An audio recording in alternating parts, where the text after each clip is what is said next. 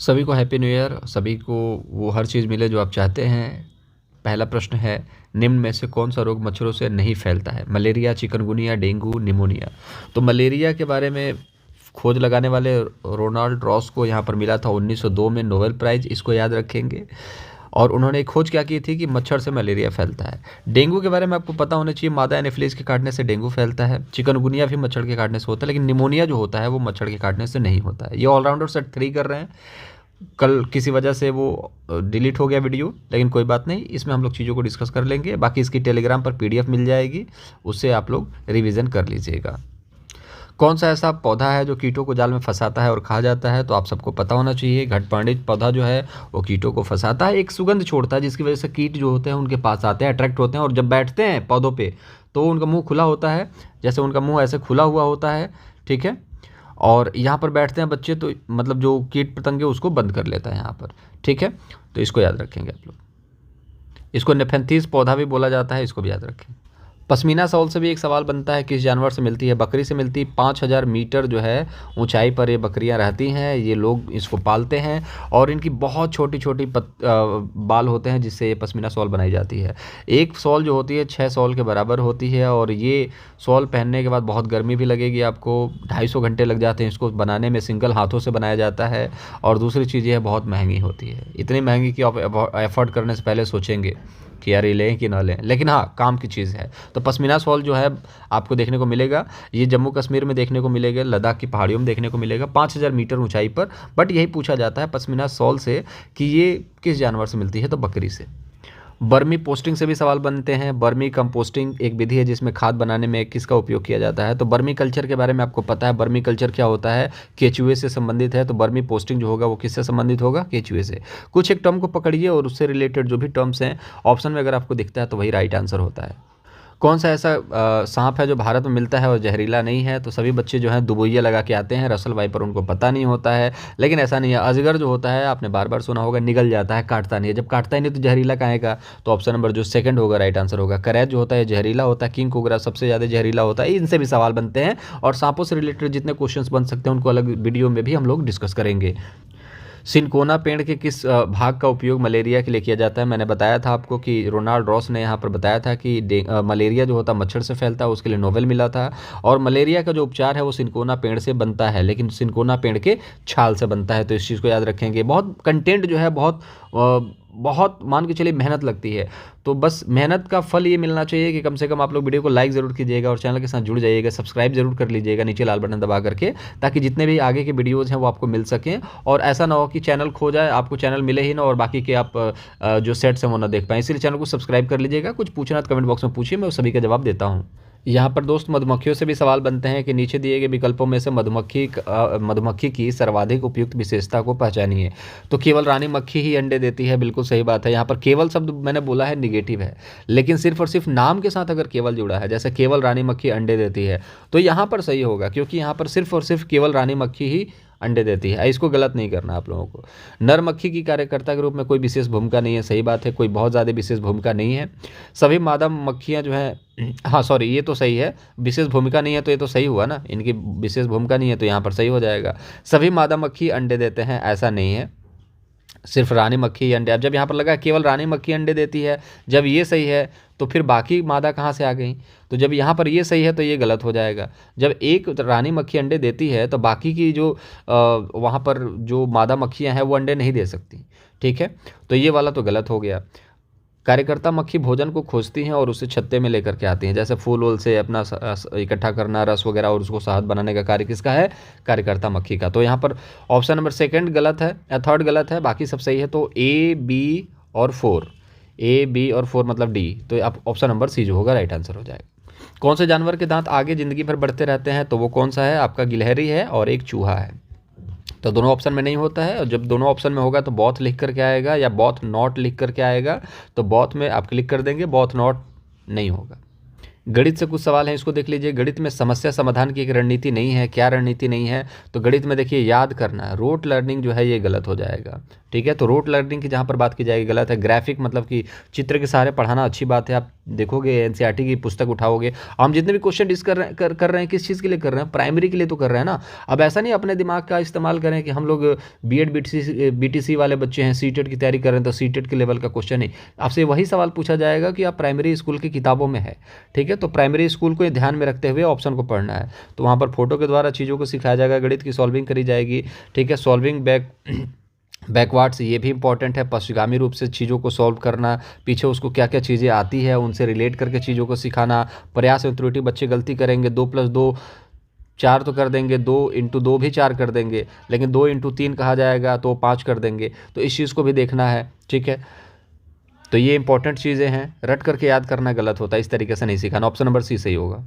एक सवाल यहाँ पर इस तरीके से बनता है मैथ में कि 3+9, तो बच्चे यहाँ पर 4 5 6 7 8 9 10 11 12, सीधे 12 नहीं करते हैं, 4 5 6 7 8 9 10 11 12, 9+3 10 11 12 ऐसे करना है। इसके पीछे का रीज़न क्या है, इस चीज़ के बारे में बात करना है। तो बताइए इसका आंसर क्या हो सकता है। तो इस प्रक्रिया की उपेक्षा की जानी चाहिए, ऐसा गलत है। अब जब किसी इसको निंदा करोगे, जैसे बोलोगे क्या कर रहा है, 3 4 5, डायरेक्ट नहीं बोल सकता 12, बकवास कर रहा है, तो ऐसा नहीं करना चाहिए, बच्चा नेगेटिव हो जाएगा। छात्र योग पर आधारित समस्या समाधान में योग के क्रम विनिमय नियम का इस्तेमाल नहीं कर पा रही है, ये बिल्कुल फैक्ट है, ठीक है। छात्र को उंगलियों पर गिनने के लिए हतोत्साहित किया जाना चाहिए, गलत है। यह योग पर आधारित प्रश्नों को हल करने के लिए उपयुक्त कलन विधि है, ऐसा नहीं है, इसके अलावा विधियां हैं। आपको सेकंड नहीं पता था, लेकिन पहला दूसरा तीसरा और चौथा आपका ऐसे ही नेगेटिव हो गया, तो ऑप्शन नंबर फर्स्ट जो होगा, सेकंड जो होगा वो पॉजिटिव है। एक और प्रश्न मैथ से देख लीजिए। गणितीय दुश्चिंता से ग्रस्त छात्रों के लिए निम्नलिखित में से कौन सा आकलन का साधन है, ठीक है। तो कौन सा आकलन, सात से का के, थोड़ा सा इसलिए डाल दिया जाता है का के सात से सी से बच्चे थोड़ा कंफ्यूज हो जाएंगे, तो सांप पकड़ के का पकड़ लेना है। निम्न में से कौन सा आकलन का साधन है, निम्न में से कौन से आकलन के साधन है, इस तरीके से। तो मानक जहाँ पर दिखता है वो गलत है, मैंने आपको बताया था। सहयोगात्मक जहाँ पर दिखता है वो सही होता है, योगात्मक गलत होता है, रचनात्मक सही होता है। तो बी और डी जो होगा राइट आंसर होगा। अब मान के चलिए कोई बच्चा जो है गणित को लेकर के चिंता में है, तो किस तरीके का आकलन हमें करना चाहिए, तो सहयोगात्मक अधिगम परियोजनाएं बनानी चाहिए, जो बच्चा एक दूसरे के सहयोग से सीख सके, और थोड़ा सा क्रिएटिविटी भी डालना चाहिए ताकि बच्चा सीख सके, ठीक है। एक बेन हिले से भी यहाँ पर सवाल देख लेते हैं। एक 5वीं कक्षा की छात्रा द्विविमीय आकृति का उनके गुणों के आधार पर श्रेणियों में वर्गीकरण कर पाती है। ज्यामितीय विकास के वेन हिले सिद्धांत के अनुसार वह छात्रा ज्यामितीय विवेचना के किस स्तर पर है। ज्यामितीय देखिए, वेन हिले ने 5 स्तर बताए थे, ठीक है, जिसमें से लेवल 0 से लेकर के स्टार्ट है। तो लेवल 1 की बात करेंगे तो यहाँ पर जो बच्चे वर्गीकरण करना स्टार्ट कर देते हैं, और लेवल 1 कौन है, एनालिसिस। पहला लेवल 0 कौन है, विजुअलाइजेशन। और बाकी जब बेन हिले के बारे में हम बात करेंगे तो 2 3 4 के बारे में हम लोग बात कर लेंगे। तो अभी 2 चीज़ जानिए, इतना इंपॉर्टेंट है, बहुत ज़्यादा चीज़ें पढ़नी है, तो अभी सारी चीज़ें दिमाग में फिट होंगी नहीं। अब बेवजह का मैं बता दूँ, उससे भी कोई फ़ायदा होने वाला है नहीं। इस तरीके के कुछ सवाल बनते हैं, जैसे कि 1000 10,000 11 को 101 से भाग देने पर क्या बचेगा, ठीक है, शेषफल क्या आएगा। तो 9 से यहाँ पर भाग देंगे, ठीक है, तो 9 से भाग देंगे तो यहाँ पर हो जाएगा 9, फिर यहाँ पर हो जाएगा 0, फिर यहाँ पर 9, फिर बचेगा कितना, 92 बच जाएगा, ठीक है। फिर 1 बचेगा, फिर 9 से यहाँ पर ले जाएंगे तो फिर 909 होगा, फिर कितना बचेगा, यहाँ पर 12 बच जाएगा। तो शेषफल कितना बचा, 12, ठीक है। तो इसको याद रखेंगे। 10 से ले जाएंगे तो 1010 हो जाएगा, जबकि यहाँ पर 1001 है, तो 10 नहीं ले जाएंगे, 9 से ले जाएंगे, 9 से ले जाएंगे तो 909 होगा। जब इसको माइनस करेंगे तो कितना बचेगा, कितना ले जाएंगे, पहले 909 में 91 जोड़ेंगे तो कितना हो जाएगा, 91 जोड़ेंगे तो 1000 हो जाएगा, और 1 जोड़ देंगे ये तो 92 हो जाएगा। फिर इसको उतारेंगे यहाँ पर, फिर कितनी बार में 909 आ जाएगा, 9 बार में 909 आ जाएगा। 1921 में से 9 से 21 में से 909 घटाएंगे तो 12 शेष बचेगा। तो ये इस तरीके के भी हल्का फुल्का सवाल बनता है। एक सवाल ये भी देख लीजिएगा, 786360 में दोनों 6 के स्थानीय मानों का गुणनफल है। तो यहाँ पर देखेंगे 6 और 3, जैसे एक होता है अंकित मान, जैसे अगर 6 7 6 8 4 3, इसका 7 का अंकित मान क्या होगा, तो 7 का अंकित मान 7 ही होगा। लेकिन अगर पूछे स्थानीय मान क्या होगा, तो 7 के आगे कितने अंक हैं, 1 2 3 4, तो 4 0 लगा देंगे, वो उसका स्थानीय मान होगा। स्थान की बात करते हैं, जैसे इकाई, दहाई, सैकड़ा, हजार, ये सब क्या है? स्थानीय मान। तो यहाँ पर आपसे पूछा जा रहा है कि 6 का और ये वाले 6 का, दोनों 6 का स्थानीय मान का गुणनफल क्या है? तो ये वाला 6 देख लेते हैं। तो ये 6 है, कितने आगे जीरो हैं? 1 2 3 आगे जीरो हैं। फिर ये वाला 6 देखते हैं, कितना है? 6 है, आगे कितने जीरो हैं? 1 जीरो है। तो यहाँ पर कितने जीरो हो गए? 4, 1 2 3 4, और 6 का 6 में गुणा कर देंगे 36, तो 36 4 जीरो, ये आपका राइट आंसर हो जाएगा। एक ईवीएस का भी ये बहुत अच्छा सवाल है जो बार बार पूछा जाता है। एक ईवीएस की कक्षा को एक खुशगवार कक्षा होना चाहिए, इस संदर्भ में निम्न में से कौन सा कथन सही है? जैसे ईवीएस का कक्षा बोरिंग नहीं होना चाहिए, नहीं तो बच्चे सीख नहीं पाएंगे पर्यावरण को लेकर के। ठीक है, तो यहाँ पर जहाँ पर देखेंगे शिक्षक कक्षा में खुश रहता है और विद्यार्थी उनके निर्देशों का पालन करते हैं। निर्देश का पालन करेंगे तब तो टीचर ने सिखाया और बच्चों ने सीखा, पॉसिबल नहीं है। दूसरा देखेंगे सख्त अनुशासन, ये भी गलत हो गया। अवलोकन, अन्वेषण, प्रश्न पूछना एवं क्रियाकलाप, ये इंपॉर्टेंट है, ये सही दिख रहा है। सुनिश्चित करना कि पुस्तक पढ़ें, गलत बात है। Option number 3। देखो टैग वर्ड के सहारे कितने आसानी से चीज़ें हो जा रही हैं। बाकी जितने भी चीज़ें हैं इंपॉर्टेंट है वो सारी चीज़ें मैं करा ही रहा हूँ। वीडियो को लाइक नहीं करा तो लाइक कर देंगे, चैनल को सब्सक्राइब नहीं करा तो गुरु दक्षिणा के रूप में चैनल को सब्सक्राइब कीजिएगा। कुछ पूछना तो पूछिए कमेंट बॉक्स में, मैं सभी के जवाब देता हूँ। एक वंश से भी यहाँ पर सवाल बनता है कि बच्चों में विश्लेषणात्मक विचार विकसित करने के लिए वंश वृक्ष एक उपयोगी उपकरण है। तो वंश वृक्ष मतलब कि आपको फैमिली ट्री के बारे में सुना होगा, जैसे दादा हैं, दादा के बाद उनके लड़के हैं, उनके लड़के के बाद उनके लड़के हैं, उनके लड़के हैं, उनके लड़के हैं, उनके पापा के बाद उनके 3 4 5 पोते हैं। इस तरीके से ये वंश ट्री होता है। ठीक है, तो यह संयुक्त परिवार और उनके संबंधों के बारे में है। तो यहाँ पर हम संयुक्त परिवार के बारे में क्या बात करेंगे? यहाँ पर विश्लेषणात्मक विचार के बारे में बात की जा रही है कि वो कैसे होता है। ठीक है, तो संयुक्त परिवार इनके संबंधों के बारे में। ठीक है, यह केवल निकट, गलत हो गया। यह केवल दादा दादी से आ गया, गलत हो गया। बस ये अनेक पीढ़ियों से परिवार के सदस्यों के आपसी संबंधों के बारे में है। जैसे परदादा परदादा परदादा से कुछ जीन जो है निकल के आते हैं। जैसे आपके परदादा बहुत इंटेलिजेंट थे, लेकिन बाकी के जो बच्चे इंटेलिजेंट नहीं हुए, लेकिन हो सकता है आप बहुत इंटेलिजेंट हो, क्योंकि परदादा का जीन आपके अंदर आ गया हो। किसी भी फॉर्म में आ सकता है, किसी का भी जीन, परदादा का भी जीन आपके अंदर आ सकता है। ये सारे रिसर्च है दोस्तों। ठीक है, उसी चीज़ को हम लोग पढ़ रहे हैं। तो ये अनेक पीढ़ियों के परिवार के सदस्यों के बारे में बताता है। बच्चे क्या करके आ जाते हैं? संयुक्त परिवार है, पॉजिटिव है, सही है। गलतियां यहीं पे होती हैं, इसलिए मैं कहता हूं ना, देखो मैं हमेशा 100 से लेकर के 110 की बात करता हूं, 140 की बात नहीं करता हूं। मैं फर्जी नहीं करता कि 140 ला दोगे, मेरा पढ़ लो, मेरा कोर्स ले लो, ये ले लो, मेरा पीडीएफ ले लो, ऐसा नहीं होता है। बच्चे गलती करेंगे, प्रेशर होता है बच्चों के दिमाग पर, वहां पर पेपर में बैठना होता है, तो बच्चे गलती करेंगे और हर बच्चा 140 नहीं ला सकता। ठीक है, इस चीज़ को भी जानिए। और बहुत कम, हर एक से बहुत कम होता है सीटेड जिसमें 140 कोई बच्चा ला दे। अब वो कैसे ला देता है वो ही जाने, लेकिन वही है कि एक नॉर्मल बच्चा जो है 100 से 110 की अपेक्षा कर सकता है, जो कि बहुत इंटेलिजेंट है नॉर्मल लाइफ में भी, वो आराम से ला सकता है। बाकी गलतियां तो होंगी, हो सकता है किसी का संस्कृत अच्छा हो, किसी का इंग्लिश अच्छा हो, किसी को हिंदी ना आती हो, किसी को मैथ ना आता हो, तो गलतियां तो होंगी ना। तो चलिए नेक्स्ट क्वेश्चन पे बात न करते हुए, विद्यार्थियों को जैव विविधता का अनुभव देने के लिए कौन सी युक्ति ठीक है? पक्षियों की प्रजाति, उनसे संबंधित पुस्तकें पढ़ाना, गलत बात है। प्रवासी पक्षियों के बारे में विभिन्न लघु चित्र देना, गलत बात है। पक्षी अभ्यारण्य में ले जाना और अवलोकन कराना, ठीक है। जब हमें पक्षियों के बारे में समझाना है, सिखाना है, तो हम पक्षी को अभ्यारण्य में ले जाएंगे। जैसे कि हम बोल सकते हैं कि वहाँ पर सामने सामने चीज़ों को देख करके बच्चे समझेंगे, सीखेंगे, समझेंगे। और ठीक है, विलुप्त पक्षियों के बारे में यहाँ पर विभिन्न वार्ता भाषण देना, ये निगेटिव होता है, इस चीज़ को याद रखिएगा। तो अवलोकन करना इंपॉर्टेंट है। जैसे कि आपको जानवरों के बारे में बताना है तो आप यहाँ पर चिड़ियाघर में जाएंगे, पक्षियों के बारे में बताना है तो पक्षी के अभ्यारण्य में जाएंगे। ठीक है, तो उस चीज़ को समझ लीजिए कि इससे भी सवाल बनते हैं। ठीक है, अवलोकन जहाँ पर दिखे पॉजिटिव है। टैग वर्ड की वीडियो देख जरूर लीजिएगा दोस्तों। ये मेरा फेवरेट क्वेश्चन है, ये बहुत बार पूछा गया है। धीमी गति से सीखने वाले विद्यार्थी, कुछ बच्चे ऐसे होते हैं जो बहुत धीमी गति से सीखते हैं। जिन बच्चों को मान लीजिए मैं ही पढ़ा रहा हूँ, बहुत सारे बच्चे ऐसे हैं जो बहुत ज़्यादा फास्ट नहीं है पढ़ने में, लेजी भी हैं, थोड़ा सा मन नहीं करता पढ़ने में, बट फिर भी मैं उनको पढ़ाता हूँ और ऐसे तरीके से पढ़ाता हूँ कि उनका 100 से 110 या फिर पास हो जाए। बहुत ज़्यादा अगर लेजी हैं तो पास हो जाए, लेकिन मेरा टारगेट ये होता है करवा दूँ। तो इसलिए मेरा फेवरेट क्वेश्चन है कि इस पर्यावरण अध्ययन में सिखाने के लिए नाटक एक उत्तम विधा मानी जाती है। कौन से कारण नाटक चुनने के लिए सबसे उपयुक्त है? कहने मतलब जो बच्चा धीमी गति से सीखता है उसको सिखाने के लिए हम लोग नाटक का इस्तेमाल करते हैं कि चलो ठीक है ड्रामा करते हैं, एक ड्रामा का आयोजन करेंगे सरस्वती पूजा को, दुर्गा पूजा को, और उसमें हम लोग चीज़ों को सीखेंगे। या फिर चलो स्कूल में ही नाटक करेंगे, 4 बच्चे इधर आ जाओ, 4 बच्चे इधर आ जाओ, तुम कुछ बताओ पेड़ के बारे में, तुम कुछ बताओ पत्तों के बारे में, ठीक है, पेड़ काटने के बारे में बताओ। ठीक है, तो ये पर्यावरण को समझाने के तरीके हैं, एक नाटक करेंगे। क्यों नाटक करेंगे? तो पारंपरिक नाटकीय विधाएं जो हैं बालक के लिए विशेष वस्तु को जोड़ने में सरल है। जैसे आप फिल्म देखते हो, फिल्म में दिमाग लगाते हो क्या? बिल्कुल दिमाग नहीं लगाते। फिल्म देखते हो चीज़ें याद हो जाती हैं, लेकिन जब आप किताब खोलते हो दिमाग लगाते हो। एक लाइन पढ़ा तो सोचते हो कि वो लाइन हमें याद हो जाए।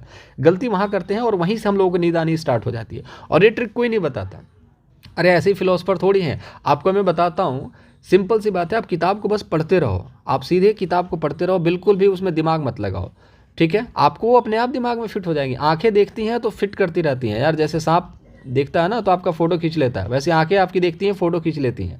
और वो जब आप मेमोराइज करोगे दोबारा ना, तो फिर आपको देखने को लगेगा यार दोबारा पढ़ने पे यार ये तो चीज़ मुझे याद है।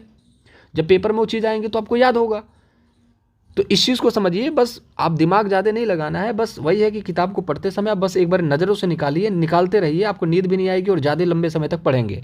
और फिल्मों को इसी तरीके से देखते हैं, नज़रों से निकालते हैं और चीज़ें याद हो जाती हैं। नाटक भी वैसा ही होता है, याद हो जाता है।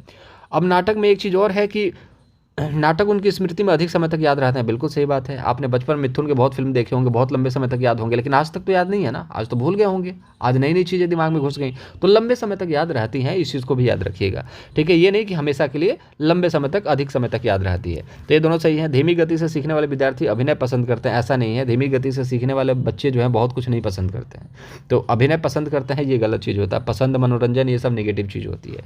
तो ए और बी कहाँ दिखता है, कहीं दिखता है? ऑप्शन नंबर फर्स्ट जो होगा राइट आंसर। ये भी अच्छा क्वेश्चन है। बच्चे यहाँ भी गलती करते हैं कि ईवीएस मतलब पर्यावरण अध्ययन की पाठ्यपुस्तक विद्यार्थियों को सहायता करती है। किस चीज़ में सहायता करती हैं? तो बच्चे देखें, यहाँ पर याद करना निगेटिव हो गया, व्याख्या देना निगेटिव हो गया, सभी संसाधनों के द्वारा ज्ञान की रचना करने में, ज्ञान की रचना नहीं करनी है दोस्त, ठीक है। अब यहाँ पर प्रतिक्रिया देना, मुद्दों और सरोकार, यहाँ पर ये राइट आंसर होगा। यहाँ पर भी देखेंगे मुद्दों और सरोकार की बात की जा रही है, लेकिन यहाँ पर याद करने की बात की जा रही है। यहाँ पर भी मुद्दे और सरोकार की बात की जा रही है, लेकिन यहाँ पर प्रतिक्रिया देने की बात की जा रही है। तो किताब जो होती है प्रतिक्रिया देने में भी हेल्प करती है। ऑप्शन नंबर 4 राइट आंसर होगा। वीडियो को लाइक नहीं करा तो लाइक कर दीजिएगा, दोस्तों के साथ शेयर कीजिए। कुछ पूछना है तो कमेंट बॉक्स में पूछ सकते हैं। एक अच्छा सवाल ये भी बनता है, बार बार बनता है, हर शिफ्ट में लगभग देखने को मिल ही जाता है। बहुभाषिता हमारे मस्तिष्क को सकारात्मक रूप से प्रभावित करती है, हमारे संज्ञानात्मक कौशलों को समृद्ध करती है। द्विभाषावाद का यह परिप्रेक्ष्य 20वीं शताब्दी के अधिकांश समय के दौरान द्विभाषा के प्रति सब विकसित दृष्टिकोणों से सर्वथा भिन्न है।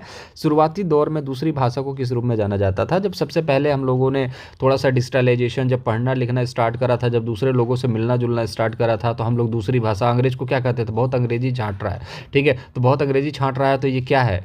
ये एक तरीके से नफरत है, ठीक है। तो कुल मिला जुला करके हम देखते थे कि अंग्रेज आ जाएंगे, अंग्रेजी सीख लेंगे तो फिर हमारा हिंदी को खा जाएंगे, ये तमाम चीज़ें थी। तो हम दूसरी भाषा को किस तरीके से देखते थे? एक हस्तक्षेप के तरीके से देखते थे, बाधा के रूप में देखते थे कि ये हमारे में। और आज भी देखो तो एक हिसाब से बाधा ही है। हर जगह आपको इंग्लिश नहीं आती, लेकिन आपको इंग्लिश में लेटर्स मिलते हैं, और लेकिन आप पढ़ नहीं पाते। फिर आप अलग अलग एप्लीकेशन का इस्तेमाल करते हो उसको पढ़ने के लिए, डिक्शनरी का इस्तेमाल करते हो, लोगों से पूछते हो, तो एक बाधा ही तो है।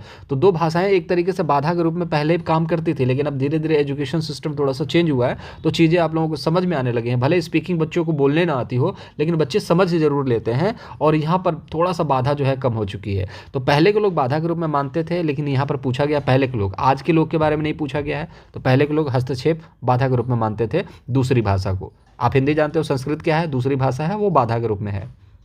एक और अच्छा प्रश्न है, शिक्षार्थी केंद्रित कक्षा मतलब कि चाइल्ड सेंटर्ड क्लास, जिसमें बच्चे को महत्व दिया जाता है, उसमें कौन सी कक्षा होती है? मतलब 4 ऑप्शन में से क्या सही है कि ये कक्षा जो है बच्चों के लिए ही है, चाइल्ड सेंटर्ड ही है, शिक्षार्थी केंद्रित ही है? तो अध्यापक निर्णय लेता है? नहीं, उसमें बच्चे निर्णय लेते हैं। उत्तरदायित्व अध्यापक का होता है? बिल्कुल गलत होता है। समग्र मतलब कि सभी, ठीक है, मतलब कि केवल, सभी मतलब कि केवल, मतलब कि केवल अध्यापक ही करेंगे, गलत हो गया। नेक्स्ट ऑप्शन, जिसमें विद्यार्थियों को बहुत कम संख्या पर ध्यान दिया जाता है और अधिकांश विद्यार्थियों को अनदेखा कर दिया जाता है, ये भी गलत बात है।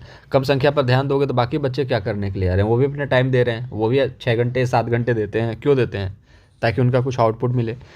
विद्यार्थियों के पूर्व ज्ञान और अनुभवों को शामिल किया जाता है, बिल्कुल सही बात है। हर एक बच्चे से पूछा जाता है कि आपके परिवार में क्या होता है, तो और बहुत सारी चीज़ें हैं, कौन कौन से त्यौहार को आप मनाते हो, पापा क्या करते हैं, मम्मी क्या करती हैं। पापा जो करते हैं उस चीज़ के बारे में बताया जाता है। बहुत मेहनत वाला काम है, बहुत मेहनत करते हैं आपके पापा। आप उनकी मेहनत को जाया ना जाने दें, आप भी मेहनत करें, आप भी खूब मेहनत करें, खूब पढ़ाई लिखाई करें, माँ बाप का नाम रोशन करें। तो अनुभव है, पूर्व ज्ञान है, इन सबको जोड़ करके बच्चों को सिखाना बहुत इंपॉर्टेंट है, ठीक है। Option number 4। एक प्रश्न और देख लेते हैं। अगर यहाँ तक आपने वीडियो को देख लिया है तो उम्मीद है कि आपको वीडियो अच्छा लग रहा होगा, तो चैनल को सब्सक्राइब कीजिएगा, वीडियो को लाइक ज़रूर कीजिएगा। तो भाषा अध्यापक शिक्षा में विमर्श, चिंतन मनन से क्या तात्पर्य है? सचेत प्रायोगिक रूप से सिद्ध करना, तो प्रायोगिक प्रयोग की बात की जा रही है, तो गलत हो गया। मूल्यांकन और समस्या समाधान के वे पहलू जो नवीन अंतर्दृष्टि और समझ प्रदान करते हैं। ठीक लग रहा है ये। चिंतन मनन से क्या मतलब है? चिंतन से मूल्यांकन होता है, समस्या समाधान को वे पहलू हैं। जैसे आपको समस्या है तो आप क्या करोगे? चिंतन करोगे। ठीक है, थोड़ा ठीक लग रहा है। नेक्स्ट देखते हैं क्या है। समस्या संज्ञानात्मक योग्यताएं, कंठस्थीकरण हो गया, कंठस्थीकरण होता है, निगेटिव हो जाता है। इस तरह की समझ है कि दिन प्रतिदिन के निर्णय किस तरीके से क्रियान्वयन, ये सब गलत है। दिन प्रतिदिन के आप निर्णय लेते हो, क्या लेते हो क्या नहीं लेते हो, इससे क्या फ़र्क पड़ता है चिंतन विमर्श में। तो अध्यापक शिक्षा के बारे में बात की जा रही है, तो यहाँ पर समझ प्रदान करना सबसे इंपॉर्टेंट है। मूल्यांकन है पॉजिटिव, समस्या समाधान है पॉजिटिव, अंतर्दृष्टि है पॉजिटिव, नवीन अंतर्दृष्टि है और पॉजिटिव, समझ प्रदान करना पॉजिटिव। तो अब कितने पॉजिटिव चाहिए क्वेश्चन को सॉल्व करने के लिए? टैग वर्ड में आपको सारी चीज़ें बताए रखी हैं, तो इसका आंसर आपको सेकेंड हो जाएगा। इसमें से कौन सी ऐसी चीज़ है जो भाषा शिक्षण की अवधारणा नहीं है? तो चुनौती अवधि का परिकल्पना, ठीक है, बोधगम्यता निवेश, ठीक है, मस्तिष्क क्षति एवं नियंत्रण, सकारात्मक पुनर्बलम। अब बच्चे यहाँ पर क्या गलती करके आते हैं आप बताइए? चुनौतीपूर्ण, चुनौती मतलब निगेटिव है, ऑप्शन नंबर फर्स्ट गलत हो जाएगा। मैं मानता हूँ जो आपके टैग वर्ड्स हैं काम करते हैं, लगभग 99% आपके काम करेंगे, लेकिन कुछ परसेंट आपके विवेक पे भी काम करेंगे, वो 100% काम करेंगे। लेकिन 1% बच्चे ऐसे होते हैं जो जिनके नज़रों से निकल जाते हैं ऑप्शंस, पता नहीं चलता, वो आगे बढ़ते ही नहीं हैं। तो बोधगम्यता क्या होता है, इस चीज़ के बारे में कमेंट बॉक्स में बताइएगा। मैं अगले लेक्चर में बोधगम्यता से रिलेटेड क्वेश्चंस कराने वाला हूँ। बोधगम्यता, अबोधगम्यता, ठीक है, I+1 के बारे में भी बताने वाला हूँ जो परीक्षा में पूछा जाता है। तो सारी चीज़ें बात करेंगे। इसका आंसर तो पहले आप देख लीजिएगा कि मस्तिष्क क्षति और नियंत्रण। तो यहाँ तक आ गए हैं तो बोधगम्यता के बारे में ज़रूर बताइएगा। और ये सारी चीज़ें जो हैं भाषा के लिए इंपॉर्टेंट है, ये भी भाषा के लिए इंपॉर्टेंट है। सकारात्मक पुनर्बलन भी इंपॉर्टेंट है। अगर आपको बोला जाता है कि आप 10 वर्ड मीनिंग याद कर लो, ठीक है, और आसपास की स्टोरीज कलेक्ट करके याद करो, ठीक है, जैसे मेज है, मेज को याद करो, सोफ़ा है, टीवी है, फ्रिज है, इस तरीके से छोटे बच्चों को बोला जाए तो मैं तुम्हें चॉकलेट दूंगा, तो बच्चा सभी चीज़ों के नाम याद करेगा, ठीक है। तो देख देख करके याद करेगा, तो उसको तो याद करना है ही ना, तो देख करके याद करना। तो चीज़ों के सामने देख करके एब्जॉर्ब करके याद करेगा, वो अच्छी चीज़ है, उसको हम पुरस्कार देंगे, इनाम देंगे, तो भाषा सीखेगा वो। सिंपल सी बात है। कल्पना करेगा। मस्तिष्क में क्षति अगर पहुंच गई तो भाषा की अवधारणा नहीं है, इसको याद रखिएगा। तो ये ऑप्शन नंबर आपका थर्ड हो जाएगा। नई शिक्षा नीति से सवाल बनते हैं और 5 + 3 + 3 + 4 ये याद रखिएगा पूछा जाता है। प्री प्राइमरी इसमें आता है, ठीक है।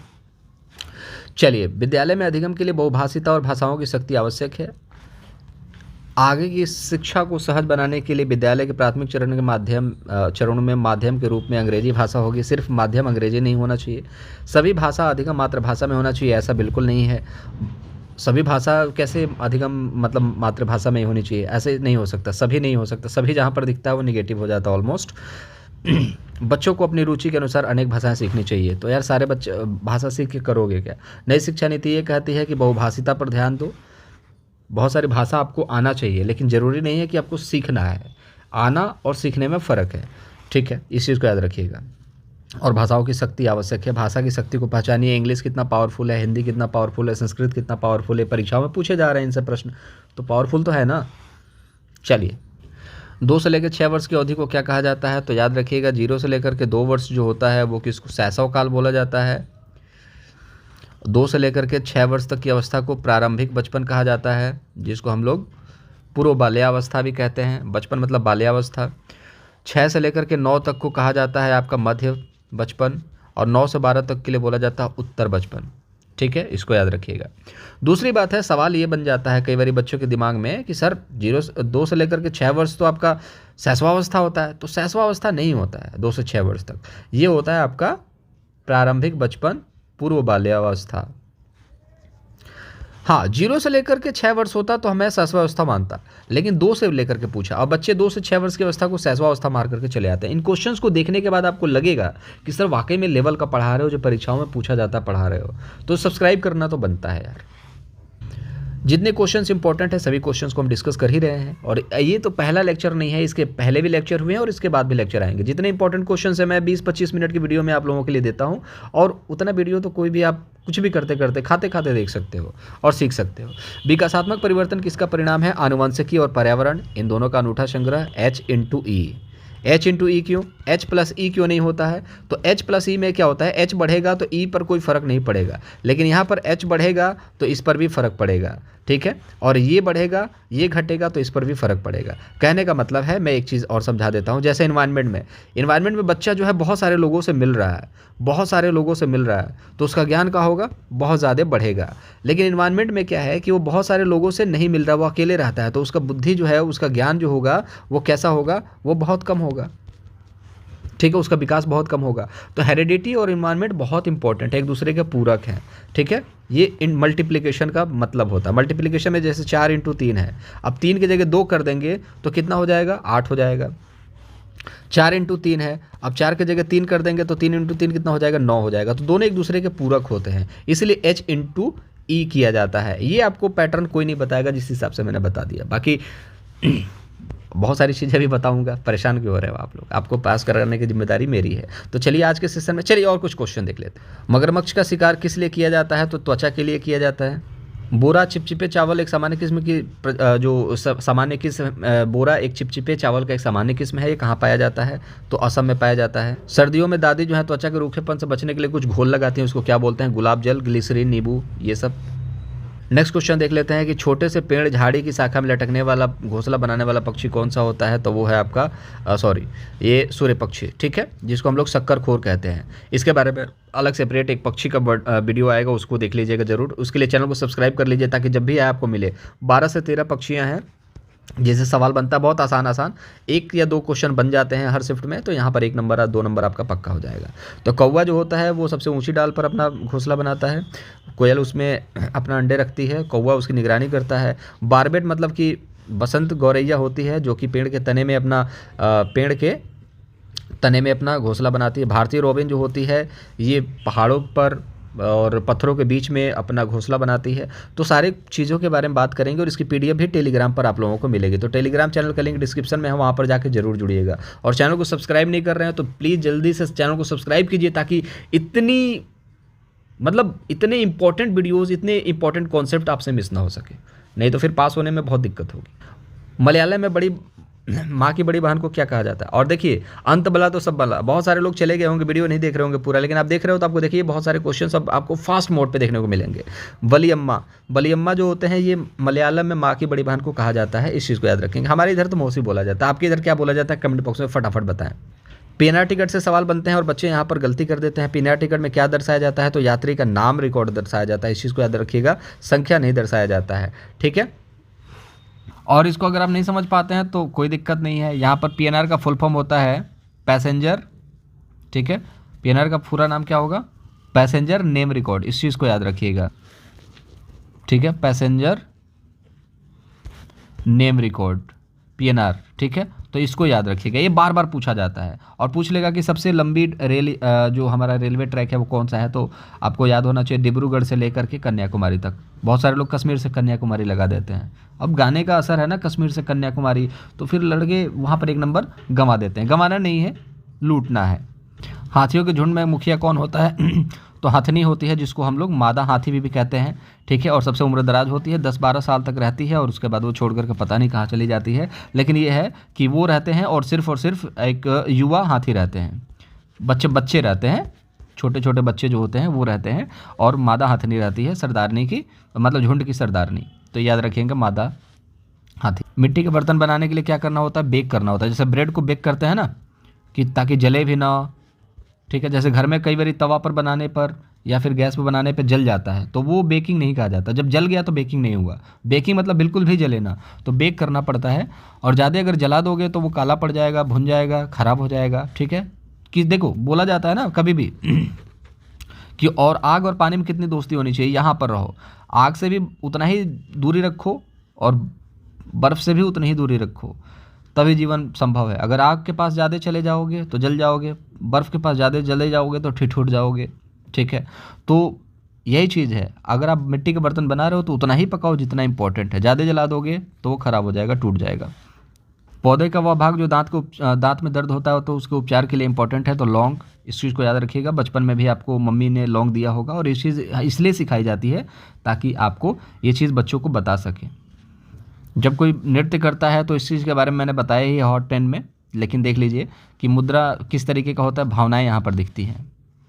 नृत्य में मुख्य रूप से मुद्रा और भावनाएं प्रदर्शित करती हैं, तो कैसा होता है, भावना है, ठीक है। जैसे कि नृत्य में मुख्य रूप से मुद्रा है, जैसे कि मुद्रा है, जैसा कि आपका फेस एक्सप्रेशन है, जो आपके इमोशंस हैं वो क्या प्रदर्शित करते हैं, तो आपके इमोशन प्रदर्शित करते हैं। यही सवाल आता है बस। जो बच्चे लिख नहीं सकते, जो बच्चे बोल नहीं सकते, सुन नहीं सकते, वो किस माध्यम से सीखते हैं? जो बच्चे बोल नहीं सकते वो साइन लैंग्वेज से बातें कुछ सीखते हैं, समझते हैं। तो आज के लिए सिर्फ इतना ही रखते हैं, मुलाकात अगले वीडियो में करेंगे। चैनल को सब्सक्राइब कर लीजिएगा, वीडियो को लाइक कीजिएगा, दोस्तों के साथ शेयर कीजिएगा। कुछ पूछना है तो